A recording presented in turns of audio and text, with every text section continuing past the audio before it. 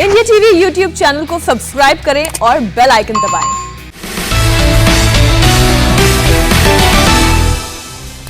देश भर में किसान संगठनों के भारत बंद का असर। दिल्ली एनसीआर से लेकर दूसरे राज्यों में ट्रैफिक पर लगा ब्रेक, गाड़ियों की रफ्तार पड़ी धीमी।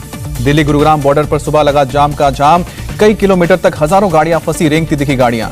नोएडा में डीएनडी पर भी दफ्तर जाने के समय लगा भीषण जाम, कई किलोमीटर तक रेंगती नजर आई गाड़ियां। किसानों के भारत बंद के कारण गाजीपुर बॉर्डर पर ट्रैफिक बंद, सड़क पर बैठे किसान, ट्रैफिक व्यवस्था ठप। इंडिया टीवी पर बोले किसान नेता राकेश टिकैत, बिना शर्त बात करे केंद्र, तीनों कृषि कानून वापस ले सरकार। टिकैत ने कहा बिना मांग पूरी हुए वापस नहीं जाएंगे किसान, एमएसपी पर गारंटी का कानून बनाए सरकार। किसानों ने गाजीपुर बॉर्डर पहुंचे दिल्ली कांग्रेस अध्यक्ष अनिल चौधरी को बेरंग लौटाया, धरने से बैठने से कहा। अनिल चौधरी ने कहा कि हम किसी राजनीतिक एजेंडा के तहत गाजीपुर बॉर्डर नहीं आए हैं, हम किसानों के लिए आए हैं। दिल्ली पुलिस ने लाल किले के आसपास दोनों तरफ रास्ते बंद किए, 26 जनवरी की हिंसा को देखते हुए एहतियातन कदम उठाया। नोएडा में किसानों का भारी हंगामा, नोएडा डेवलपमेंट अथॉरिटी के दफ्तर के पास तोड़ी बैरिकेड तोड़कर आगे बढ़े प्रदर्शनकारी। भारत बंद का ट्रेन सेवाओं पर भी असर, दिल्ली अंबाला और फिरोजपुर सेक्शन पर कई ट्रेनें रद्द की गईं। हरियाणा और पंजाब में कई जगह रेलवे ट्रैक पर बैठे किसान, कई शताब्दी ट्रेनें रद्द, पुरानी दिल्ली पठानकोट रद्द, नई दिल्ली अमृतसर शान पंजाब भी कैंसिल रहे। हरियाणा के बहादुरगढ़ रेलवे स्टेशन पर किसानों ने बोला धावा, रेलवे ट्रैक पर किया कब्जा, बैनर पोस्टर के साथ धरना दिया। अमृतसर के देवीदासपुरा में किसानों ने रेलवे ट्रैक पर गाड़ा टेंट, रेलवे ट्रैक पर जमे किसान, कहा मांग पूरी होने तक आंदोलन जारी रहेगा। अंबाला में दिल्ली अमृतसर हाईवे पर किसानों ने शंभू बॉर्डर पर टोल प्लाजे को बंद किया, हाईवे पर फंसी गाड़ियां। किसानों ने हरियाणा के शाहबाद में दिल्ली अमृतसर नेशनल हाईवे को ट्रैक्टर के जरिए ब्लॉक किया। सोनीपत के गन्नौर में पुलिस ने ब्लॉक किया हाईवे, क्रेन की मदद से रोड पर रखे बड़े बड़े बोल्डर।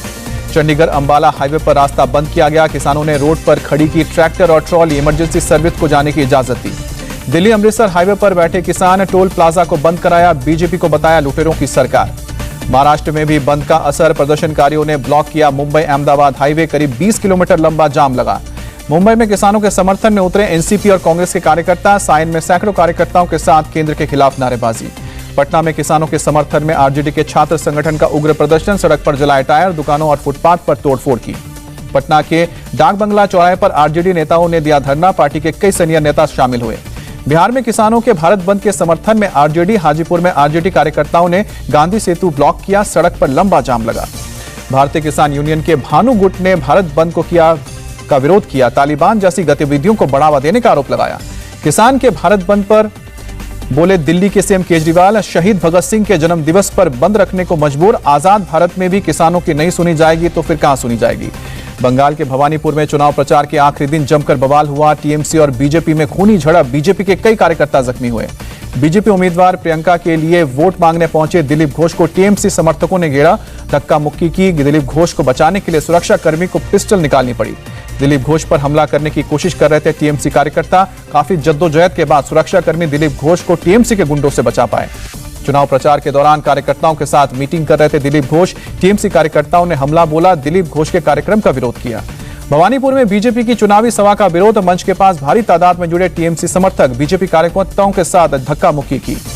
अर्जुन सिंह इंटरव्यू छोड़कर फौरन अपने कार्यकर्ताओं को बचाने के लिए दौड़े, टीएमसी समर्थकों ने उनके खिलाफ भी नारेबाजी की, कहा सीएम के इलाके में हो रहा है खून खराबा। प्रयागराज में ओवैसी के सभा में भीड़ जुटने पर प्रशासन सख्त, जिला अध्यक्ष समेत कई लोगों पर एफआईआर दर्ज की गई है। 100 लोगों की परमिशन थी, 5000 की भीड़ जुटी।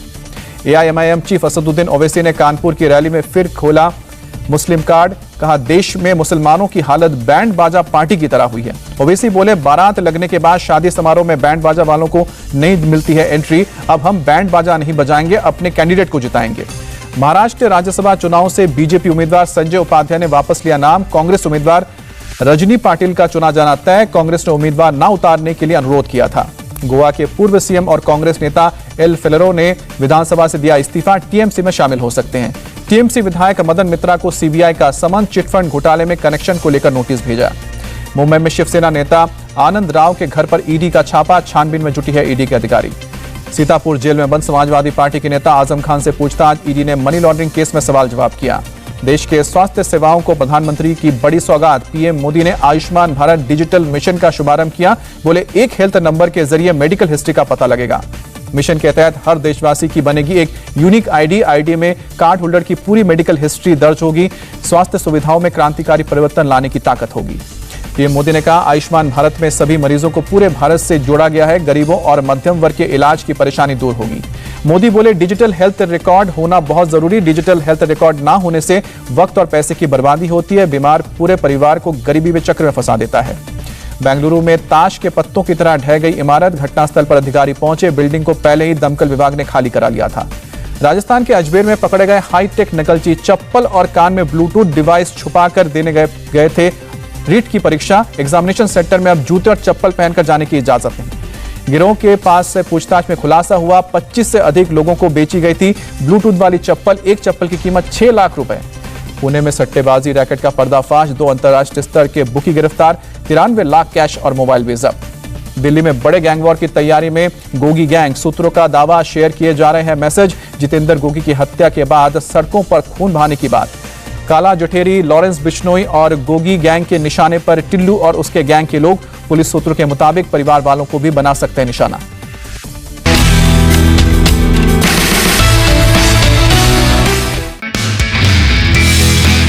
नमस्ते, मैं हूं मीनाक्षी जोशी। वीडियो और खबरों से अपडेट रहने के लिए India TV YouTube channel subscribe करें। बेल आइकन दबाना ना भूलें। जुड़े रहें इंडिया टीवी के साथ।